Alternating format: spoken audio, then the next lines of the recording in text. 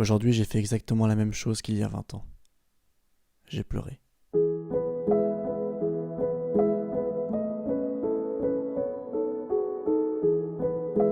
J'ai souvent tendance à parler de mon enfance comme une partie de ma vie qui me représente maintenant.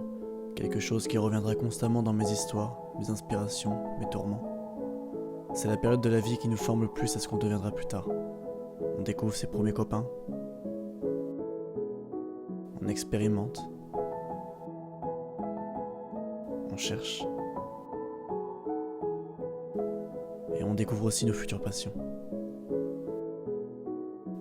Toute mon enfance, j'étais le rigolo, celui qui était une véritable pile électrique. Je me levais tôt le matin et je jouais jusqu'à m'endormir debout. Toute ma famille avait l'habitude de me voir courir partout, faire des blagues sans arrêt, rigoler sans pouvoir m'arrêter à certains moments. J'avais une joie de vivre débordante. J'aimais ma vie, j'aimais vivre des tas de choses nouvelles, pouvoir voir le monde sous toutes ses couleurs. C'est ce qui m'a permis d'avoir cette imagination. Depuis que je sais parler, je raconte des histoires.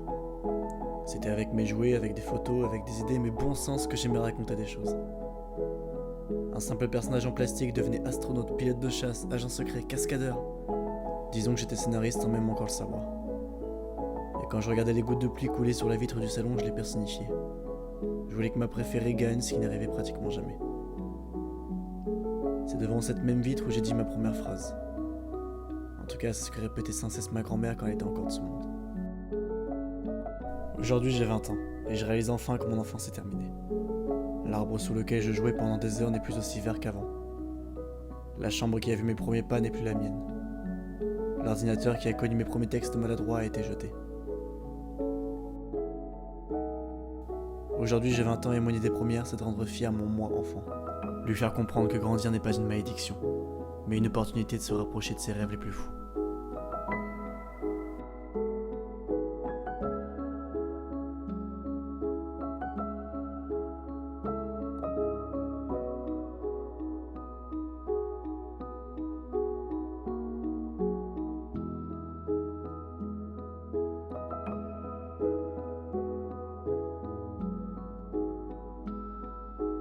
Merci à tous d'être restés jusqu'au bout de cette vidéo assez spéciale sur ma chaîne.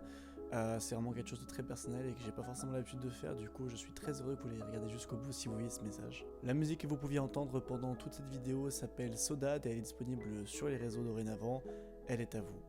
Et encore une fois merci d'être resté jusqu'au bout, maintenant on a le regard tourné vers l'avenir. Bisous.